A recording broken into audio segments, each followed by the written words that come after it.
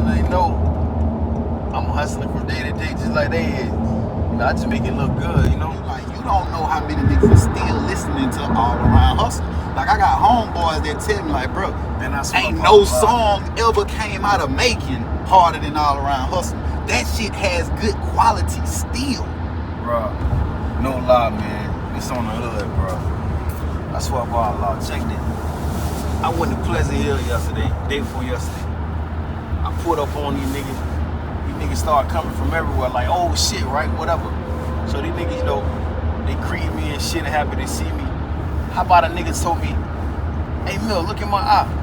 I said, what? So I look at his eye, he got a tattoo going around his eye. So I said, what the fuck that is? He said, man, that shit say All Around Hustle. I got that shit for you. I said, what? That shit blew my motherfucking mind, homie. I'm like, this nigga got a whole tattoo on his eye, say All Around Hustle 20 years ago. And I did that shit 20 years ago, you feel me?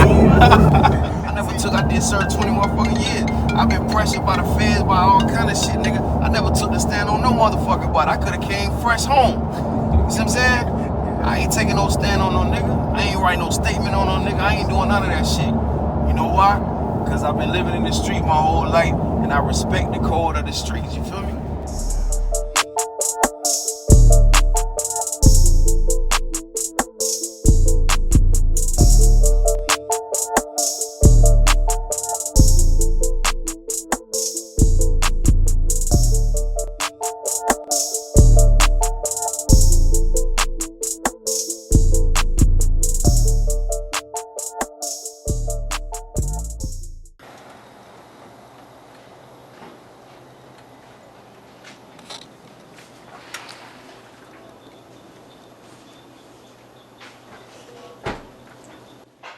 Yeah, bro. Auntie! Like, real deal, the actual shackles that slaves had on, you know, coming in the ships over here throughout the transatlantic slave trade from Africa. So this is black excellence right here, man, for real. So we got so much land out here. You do what you ain't gotta go. If you wanna go hunting, just come back in the backyard. Go back there. You'll find the deer, turkeys, everything. I wish I knew how to. Alright, I'm gonna go and head up here to the house, give you this interview. Okay, I'll be up there in a minute. Alright.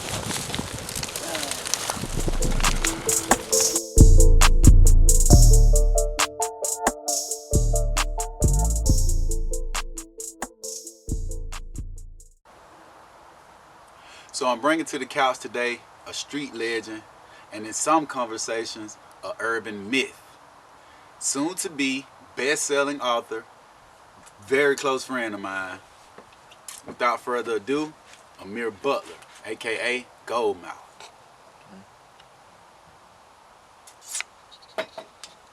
Yeah. So what's going on, man? Welcome home, man, my brother. How you doing? Long time, man. It's a pleasure to be So, here. you know, me personally, I know the answer to most of these questions, you know what I'm saying? But this is for the world, you know what I'm saying? This is for the people to really know more about what you got going on and where you been, you know what I'm saying? So my first question would definitely be, where are you from? And where have you been the last 5 years? Originally, I'm from Macon, Georgia.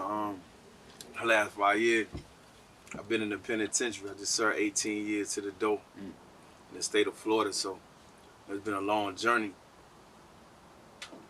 And I'm here now. Definitely here now. Definitely. So, as far as being from Macon, Georgia, let the people know exactly where you're from in Macon, Georgia, because you're not just from just Macon, Georgia. You know what I'm saying? You're from a very significant part of Macon, Georgia, I would say. You know, growing up, my mother, we stayed in the Macon Home Project. You know, when I was like really, really young, from around the age of 7 to 9 years old, you know, we stayed in Macon Home. But then my mama moved to a neighborhood called Duncan, you know, an actual street called Duncan Avenue. And that's where, you know, everything started to manifest as far as me getting in the streets and me becoming, you know, the person that I'm known for today. Yeah. And, you know, just living in that neighborhood taught me a whole lot of things. I experienced a lot of harsh lessons. Nevertheless, they was great lessons because they molded me to be the person that I am. And now, you know, Duncan Avenue, which is known as Duncan Block, it's a notorious Crip set, you know, to which I'm not a part of, but you know, I got nothing but love for the homies over there. So Sure. that's basically what it is. Yeah. So it's as I remember, you know what I'm saying, there's two segments of Duncan Avenue. There's the 13 and the 1500. Yeah. So You know, let the people know, about you. most people that represent the 1300, you know, those are people who mostly affiliated with the Crip. Okay. And you got the 1500, you know, which is the top side of the block, something that I founded, you know, a set that I founded to differentiate those who were banging and those who were not banging in my neighborhood. That's what the 1500 represents. So, you know, those two different entities, although we still together, you know, one go, we all go, and that's how it was growing up. So that's basically what it is when it comes to the Duncan block. So me personally, I would like to say Duncan Block, this is just my opinion, is probably one of the most famous streets in America. If y'all, most know, definitely. Like, Most definitely I mean, it is. it's just one street. It's crazy, you know, some places are whole neighborhoods and all this. This is one street, which was a one-way street. I don't know if it's still a one-way, but back in the day coming up, it was a one-way, right? Yeah, it was a one-way. You know what's crazy? You know, after I got out the pen after doing 18 years, you know, I'm seeing all kind of niggas repping the block that I don't even know, that I know nothing about, but they like, man, this the new generation of the Duncan block, nigga, respect it. So I'm like, nigga, I respect that, you feel me? Yeah, you gotta give it the props. Me personally, before I met Mir, I only heard stories of that, you know what I'm saying? So what would you say as far as the youth, you know what I'm saying, growing up on Duncan Avenue, like, how did that coincide with the older generation? How did they take you? I never told many people this, right? But my introduction in the street, my introduction to selling dope, it was because originally my mother and my father, they were strung out on drugs. And a lot of guys in the neighborhood, they were selling dope. So, you know, I had holes in my shoes and stuff. So I figured, you know, it gotta be, you know, I gotta make a better life for my family. You know, my mother, she would give all the people in the neighborhood her first checks, and you know, I heard a lot of different things. But I feel like if anybody should be getting my mama first check, and her food stamps, it should be me. So I started stealing niggas dope in the hood. You know, I creep in the bushes when I see them put their bombs down. I steal they dope. You know, I serve my mama. You know, I make sure I lock in her first check. I make sure I lock in her food stamp because I knew nobody was gonna do what I was gonna do for my family. That way I could provide for my sisters, you know, provide for my family, although I'm taking my mama check. But I knew the check was gonna go anyway. So I figured, you know, who else better than me, her son, to get the check. And so that's what I did, and that's how I got my introduction in the game as to selling drugs. And from there, you know, I started doing a lot of other things in the street, kicking in doors and, you know, robbing motherfuckers and, you know, just putting in work in the streets. And my name, it began to spread all throughout the streets, and people began to feel my reputation. And I had a real fearful reputation, and I learned as a man that reputation is the cornerstone of respect. And in the streets, the only way you get respect in the streets is through your reputation. And if you don't have respect in the streets, then basically you shark food. You dead. So it's like, what is a lion or what is a tiger, you know, in the jungle without his stripes? You feel me? It's just a cat, and a nigga try anything. You know, a nigga run up on you. So that's one of the first things I established with street credibility and reputation. And so that's how a lot of these rumors and myths get started. But you know, some of them may be true, but some of them maybe not. But you know, that's a part of the mythology of a street legend. Yeah. So would you say there was a significant time when you decided I'm gonna be this person? I think I never, unlike these young dudes today, I never wanted to be a drug dealer. I never wanted to hurt people. I just wanted to. I was forced, you know, under the circumstances, you know, living in a crack hole, basically. You know, seeing your mother smoke rocks, seeing your mother, you know, degrade herself. I was forced to either, you know, join the bandwagon or just be left starving. And I had to help my sisters out, so that was really important to me. So I had to become a man at a really young age. I think I was around 11 years old at that particular point. I had to step up and do what my father wasn't doing because he was on crack too, in and out of prison. So I didn't want to, you know, join the street gang. I wanted to do something with my life because I was really smart. I made straight A's in school. This is what I did. And you know, people, you know, I got trophies. I won all types of different awards in school. So I wanted to finish school, but the streets, the circumstances wouldn't allow me to. Poverty is a motherfucker. Who the fuck want to be poor? Nobody want to starve at night. That shit is it's a real deal. It's a real deal situation, and that was the deal breaker for me. So it's either I starve or I jump in the streets and say, fuck it. I mean, I'm a hustler, so I jumped in the streets, and I've been in the streets ever since. Yeah, I have a few friends that was telling me stories about elementary. You know what I'm saying? Going to elementary with you. You know what I'm saying? Either yay or nay. Like either he was there or he wasn't there. Like they went to elementary with you, but you probably didn't come as often, or they would be on the bus. I dropped out of school in the 6th grade. See, man. that's unfortunately yeah, I'm not bragging on it, yeah. but that it is what it is. That's my life. Yeah. So this is my life story. So I don't know if you know what I'm saying, if people are fans of like your first work, you know what I'm saying, if they knew what the Young Gunz did, they would definitely be familiar with the song All Around Hustler, where you basically laid it all out. You know what I'm saying? You could have did an interview just from that song. Like if somebody wanted to know you, they could just listen to that song and kind of get a grasp of what was going on. Yeah. You know what I'm saying? And I remember the song very like for word, you know what I'm saying? What drives you every day? Like why do you go hard every day to this day? I think, I know growing up in poverty has such a serious toll on me. Going to bed hungry, going without has such a serious effect on me that I made a vow to myself that I didn't want to live that way. I wanted to have the final things in life. And so that's something that I'm really passionate about.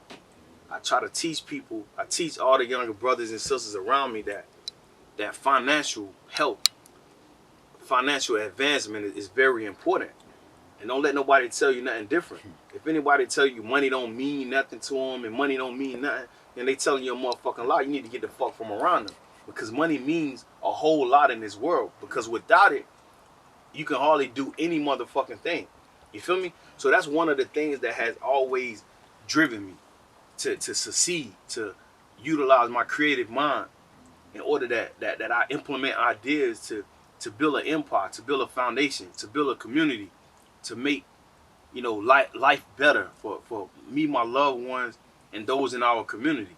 So that's one of my drives. That's what provided me with the ambition that I have today, and it never receded whatsoever. It only grew. Being in prison, it made me even more hungry. It made me more thirsty. It made me want to succeed even more because I know a lot of motherfuckers are like, oh yeah, he failed. It's over with for him. So, it's not about me proving anything to the next individual. It's about me proving to myself and to those who I inspire that it don't matter, no matter what type of hardship you encounter, you endure, you still can overcome that with success. You were still a teenager, wearing Rolexes, trapping out of many mansions.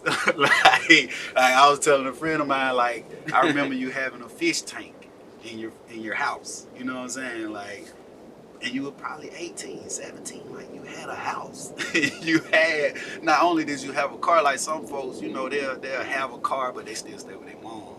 You know what I'm saying? The things that you were doing at such a young age. And if a person don't know you did all this time, if they add the numbers up, they'll know that you were young as hell. You know what I'm saying? When you went in. And for real, like the myth that came behind your name, man, for me it was a rite of passage for me to be able to say, yeah, I know him. I just was with him last night, you know what I'm saying? We just went to the club, we just killed this show or whatever, you know what I'm saying? Like, for me being a person who was a part of the Young Gun thing, I know how much you taught the whole clique, you know what I'm saying? None of us knew how to do a show. None of us was as confident as you, like, nigga, you was all on the speakers and, you know what I'm saying? I mean, yeah, me and Jeezy, we was together, when we was doing our thing during the Young Gun era. That's when you came along. And even before the Young Gun, like what was the that you talk about in your book? What was the first CD? Atlanta, Play Up from the South. Play Up from the South. Yeah, we did this Hell in the ATL compilation back then. Yep. Yeah, before the Young Gun era, when Jeezy first came to the street game when he came to Macon. You know, we introduced him to our hood. So he came to the block, and you know, he was a little fast guy, you know, for his area in Hawkinsville. But when it came to Macon, you know, he wasn't known, or he wasn't really up to our speed, because we were really living the street life. And he's always been pretty much business savvy though. He's been a pretty business smart guy. But as far as, you know, him being in the streets, you know, putting in work and doing the shit that we was doing on Duncan Block, nah, he wasn't doing that type of stuff. So when he got around us, you know, he kind of, you know, spread his wing and poked his chest out a bit. And he, you know, he picked up a lot of different styles and a lot of different lingo from us on the block, from our hood. You know, mostly, I would say he picked up a lot from me. I don't knock it, because, you know, it is what it is. If you see something you like, you know, you cop that, you know? Yeah. So it's the same concept, you feel me? So I wouldn't say the nigga, you know, he's some flaw-ass nigga because he want to be me, because if you want to be me, then nigga, that means you's a real nigga. You want to be a real nigga, you feel me? You got good taste. Yeah, you know what I'm saying? So I don't knock it or no shit like that. So, you know, it is what it is. But yeah, you know, Jeezy, he pretty much modeled his style. You know, some of his image are off niggas like me and, you know, niggas like us, me in particular. So it ain't no hate, it's all love, my nigga. I'm just grateful that the homie made it out of the slums, you feel me? Sure. And another thing, you know, unlike a lot of rap niggas today, a lot of these niggas just rapping on tracks, you know. A lot of these motherfuckers ain't really live that life. Like I was saying earlier, I didn't get in the game because I wanted to be popular. I wanted the fame. I was, you know, dealing with this shit on a fad basis. I did this shit out of force. So if a motherfucker ain't gotta be in the streets, then nigga don't be in the streets. You know what I'm saying? If you ain't gotta sell dope, nigga, don't pick up no motherfucking dope. In this day and age, a nigga ain't gotta sell dope. Yeah, and speaking on that, like what you did while you were incarcerated, you basically created a whole new lane for yourself. You did what most niggas don't do. You know what I'm saying? Like a lot of people go do their time. There's a good share of people who do a lot with their time, but you created books. Not too many people read. You know what I'm saying? Like yeah. you know, it's intriguing that you would go to books, to the literary. You know what I'm saying? Basically showing people how smart you are. Well, you know what I'm saying? Listen, bro. I swear by Allah, man. I sold so much work. I built a whole brand. I built a self-publishing company. Yeah. I built a promotion company. I built a clothing line. All this shit from prison. So I'm not bragging on that, because I made a vow that when I did touch the streets again, I wouldn't partake in any kind of illegal drug dealing. Yeah, for sure. So I had to establish myself while I was in prison. But that's a prime example of the testament that no matter what situation you find yourself in, you can find a niche. You know, you can find a way through that shit. Because niggas wasn't fucking with me. You was one of the only homies that was fucking with me while I was in the pen. I pitched my idea when I was getting ready to write Life Before Rap. I pitched my idea to a couple homies that we know, you know, niggas that supposed to have money and shit. I said, listen, man, I need a couple dollars for y'all brothers to help me finance my book, so I can put my book out there, and I promise you it's gonna do some units. These niggas, they motherfucking believe in my vision. How the fuck you don't believe in a nigga vision? Nigga at 17, I'm standing in a motherfucking $300,000 crib. I got 4 brand new motherfucking whips when I was 17 years old. From the streets, I taught these niggas how to eat. I taught niggas how to hustle. I taught niggas what it is to have true respect for themselves, in order to make other niggas respect them. And these niggas just like, fuck you. You feel me? And I came up with enough money to finance my own book. I dropped my own book and sold over 50,000 motherfucking copies independent. From prison. From prison. And these same niggas, once they see the check coming in, now they want to ride the wave, so to speak. These niggas want to jump on a nigga bandwagon. But damn, my nigga, you niggas ain't try to do a motherfucking thing for a nigga when I was telling you about my vision. Yeah. That's usually how it goes. As far as that goes, now that you're out and you have the book out, what would you say your plan is for the next 5 years, as far as where your books would be, what the world will see you as? Because I personally know that the world is going to get a real good glimpse of who you are? Being that we published Life Before Rap independently, and we've sold a great deal of books. Subsequently, we also published First Verse. First verse. Yep. First Verse has sold a great amount of books as well. And nextly, we published my wife's book, which is Parallel Lines. Mm-hmm. And we work in parallel lines right now. So, you know, in the meantime, we hopefully, inshallah, if it's God's will, we be able to land a pretty reasonable publishing deal, if not lucrative. Mm-hmm. And you know, we're gonna continue to push these books. We're gonna continue, and also, you know, we jumping into the music industry. I got a mixtape that's scheduled to come out called "Killing the Streets." Mm-hmm. Hope, you know, inshallah, I have one of the 5 mixtapes on the street. We're gonna continue to push books out. We're gonna, you know, do this real estate shit. We doing this trucking shit. You know, Bell's bonding shit, bond niggas like us out of jail. My wife, she's working on some other projects and so on and so forth. We're doing some charity for the hoods and the communities. So it's just a lot of shit, you know, we plan on doing with the platform that we have. Mm-hmm. And so in the next 5 years, I think we'll be very, very prosperous, man. We'll Are see there a lot of movies in mind, like from the books? Yeah, I'm glad you said that. For the Life Before Rap movie, for the Life Before Rap book, we plan on doing a movie for that book. It's kind of like the Down South Straight Outta Compton movie. You see what I'm saying? Yeah. For the South, Yeah. you know, based on my life, your life, Jeezy life, Kiki B, you know, all of us, how we got together, how we was in the street doing our thing, you know, how the Young Gunz movement came about, how I went to prison and Jeezy continued to do his thing solo and became the person who he is today. So, you know, we got to respect all of these elements. And although a motherfucker may not necessarily hear or know about everybody that was a part of the movement, all of us had significant roles in life. All of us are doing our thing. You know, you've been doing your thing for forever. You've been succeeding at what you've been doing.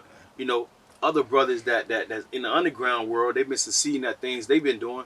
You know, Jeezy and King, they doing their thing, and of course I'm doing my thing. So there's no story of failure here. Yeah.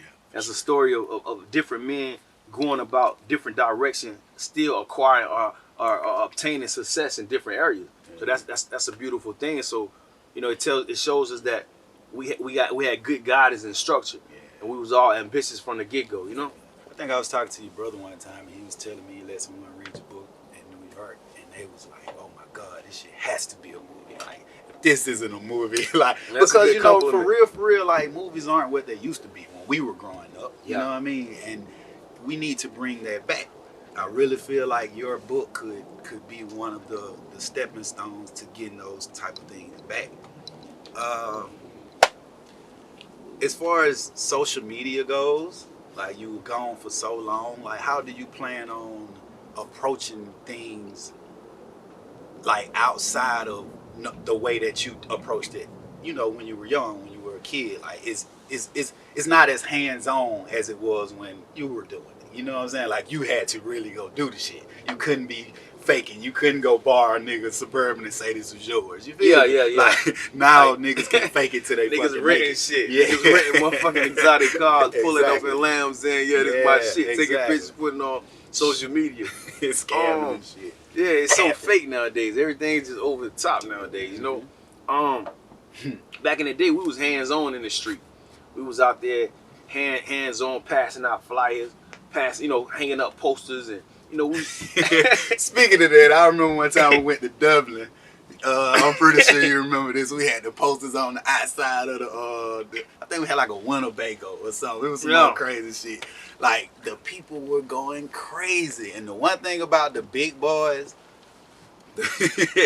big boys didn't play, baby. Like, when the big boys came into town, big boys go in the club. Oh, by the way, show. the Big Boys is the group we had when we was on Young Gunz The Young Entertainment. Gunz, yeah. These niggas pulling females out the club, going fuck them in the car. Like, these niggas was, like, I was a kid. I'm 15. I'm sitting here watching. He finished with one and go in the club. Like, these niggas got stamina. But those are things that I would never forget.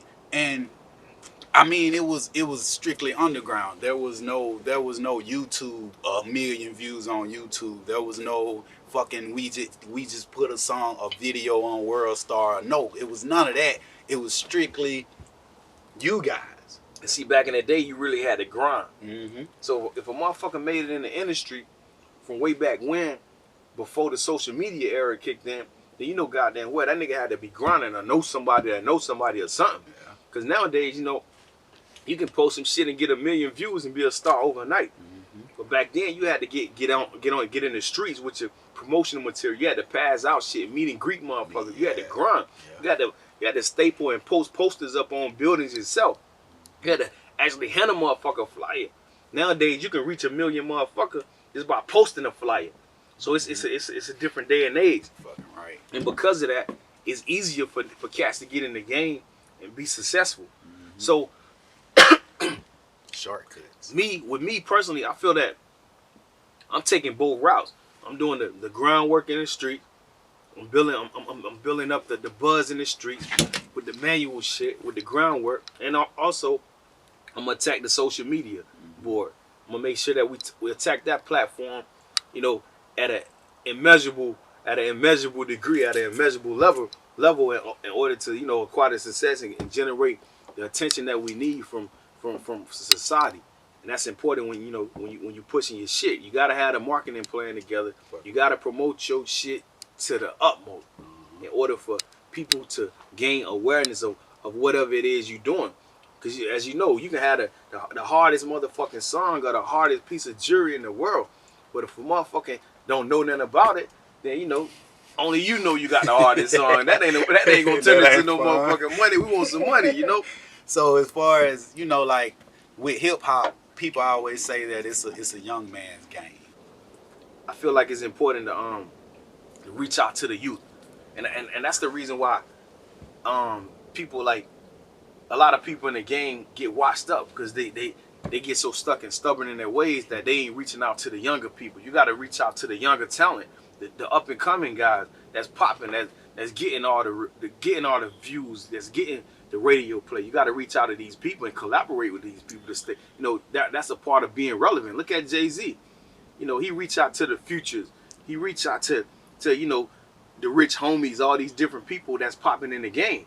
So it's important that if you're an older guy like myself, at some point, you know, you want to reach out to the younger generation in order that you know, you remain relevant. Not saying that you can't remain relevant without doing that. It just makes it a little more difficult, you know? Yeah. So in the like the first verse book, like it was a lot of things I remember you saying as far as how you had respect for Gucci. You know what I'm saying? Maybe you were saying that you didn't listen to his music, but you had mad respect for him for just overcoming some of the shit he overcame and just continuing to be himself. And the way he reaches out to the youth is very significant to what you're saying. Like, in a way, the whole Atlanta music scene came off of his back. I feel, you know, hey, maybe he approached it different. So that's why he's still going, and that's why Jeezy's retiring. You know what I'm saying? So that's you know, being street niggas or being rappers, you know, no rapper wants to retire. Everybody want to be that nigga until death. Look at Jay-Z. Jay-Z been in the game down there 30 years now. Yeah, he retired and came back. Still making hits. Yeah, he retired like Jordan and came back, waving the 4-5. So like, is there anybody in the game that you would give your all-around hustler stamp of approval to? Like, who would you say is like, yeah, I give all the respect, and he gonna keep making it. He's never gonna, you know, probably die down. It's quite a few guys, man, that's doing their thing, but I don't know about how long they would be in the game as far as rappers. Somebody like, for instance, somebody like Drake. I think Drake could always be relevant, you know, because he's not trying to be something he's not. Exactly. He make good music. He make quality music, and you know, he continues to give it to him. He give it to him from a humble standpoint for the most part. So I can see Drake 10 years from now. I don't see a lot of those dudes standing the test of time, but it ain't. it ain't many people that I'm really fucking with right now. I like Kevin Gates, you know. Okay. I like NBA Young Boy. I think they make some pretty good music. It's just so much singery in his music nowadays, and that's the new era. And like you say, he inspired a lot of the young cats, and he continuously collaborate with the young guys, and that's the reason why he's still relevant as well. I don't have a problem with Gucci. I respect his grind, I respect his mind, I respect his hustle. The situation that transpired with him and Jeezy, I mean, shit, you put me in the same predicament, I'm gonna kill me a nigga too. Now I got much love to Pookie Loc. I ain't got nothing bad to say about him. You know what I'm saying? He from my hood. We from the same place, so I got nothing but love for that brother. So I want to say that out the gate. But if a nigga come, you know, stumping in my motherfucking backyard, and you're in violation. I mean, I gotta handle my business as a man. Yeah. So nobody can fault another person for standing up as a man and doing what a man would do. Yeah, exactly. You know what I'm saying? Even if it was me, if I was on the other end of the stick, if I was the one that got hit with the bullet, you know, I in my grave I would be saying, you know, that man handled his motherfucking business. He did what he had to do. So, you know, it's on me to make a fucked up decision like that, and I'll take full accountability, responsibility for my own action. So I personally don't have a problem with Gucci. I encourage the brother to keep getting his money and, you know, continue to be successful in the industry and inspire other dudes and brothers and sisters to be successful as well. So what would you tell, like, the youth that's coming up kind of fast, you know what I'm saying, moving fast, but don't really have guidance, or, you know what I'm saying, they need that someone or that word, that statement that kind of lets them know, hey, yeah, okay, I can be somebody one day without having to go and rob and take, or, you know what I'm saying? Like, I guess if you listen, you know, music, it structures a lot of people's lives now. So they'll sit around and they'll listen to people basically say rob this and kill this and such and such. Like, what would you tell a young fellow who has a lot of potential but doesn't really see the light? I think that's really important, man. That's an interesting fact you just brought out. A lot of the youth is actually trying to live out their favorite rap lyrics. Exactly. That's really not how life is. You see what I'm saying? I truly will encourage the youth to truly, you know, make wise decisions, man. Listen to the older people who've been through, you know, whatever it is you call yourself going through, the stuff that you're doing, because these people aren't old for no reason. They didn't get there they didn't make it there by just, you know, by chance. Yeah. These people been living it, and as you grow older and you live and you go through experiences, you know, you learn from those experiences. So if somebody try to share their experiences with you that, you know, enable them to continue to live and not get caught up, get entrapped in the system, the prison system, then I truly encourage you to follow that advice, because that's what you call wise counsel. If you follow wise counsel, wise advice, you can't go wrong.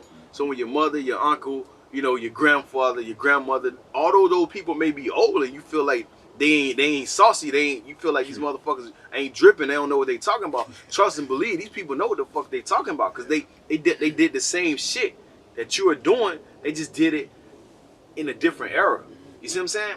So always follow wise advice. Yeah, and probably a harder era, because everything is more accessible now. Yeah. Like back in the day when we were young, we had to wait till we got out of school or wait to Friday or whatever to see the new video on Rap City. Yeah. Now they can binge watch whatever. You know what I'm saying? They can find whatever song, whatever artist, and just watch everything that person has ever done. We didn't have that growing up. You know what I'm saying? So. And nowadays, you know, this Facebook and Instagram, I call these young niggas Facebook gangsters. These niggas get on Facebook posting guns and talking crazy and making threats on the book. You know, like these motherfucking police ain't gonna come scoop your ass up and put you in the penitentiary. So what would you say about that? Would you call that like dry snitching on yourself? Because I've seen cats, you know, when they see a person in face to face, you could have went and said something to that guy. But you rather put it on Facebook that you got a problem with him, to let it be known first. Let everybody know that y'all got a problem. Now it's beef. But why wouldn't it beef when you just saw him? You know what I'm saying? I mean, that's what cowards do. Yeah. That's coward shit. That's coward shit. You feel me? Niggas always been coward. So that's just what it is, man. You know, motherfuckers, they do shit that they feel like they can get away with. And the reason they don't tell you in your face because they feel like they know they ain't gonna get away with it in your face. So they do it they do it on social media because you ain't nowhere around. Yeah. You know what I'm saying? And they done told somebody so somebody could help them. Yeah. So, yeah, man, I definitely feel like the people, they're going to see a lot more of you. I know that the world is going to get a great view of you and, you know, get a taste of your life.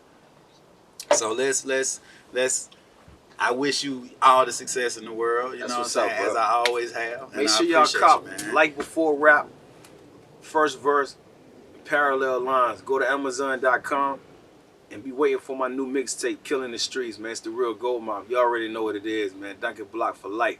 Yeah. Bet that up, homie. Couch cushion, baby. My guy. Slanging purse out the trap. On parole, but I'm strapped. Life like a game of crap. Big fat, no cap. I'm cat chasing like fat pacing, like drag racing in the lamb. Had to have pace when I was mad facing all that wasted time in the jam. I'm who they wanna be. I'm that nigga these rap niggas talk about. I'm who they wanna see. When I pull out that couch, just make nigga walk it out. I'm moving that powder pack. Got 30 sit by the jet, break the whole brick down. If you wanna holler back, hit me on the chart, cause that's how I get down. Yeah. You know what it is? You know I keep it G.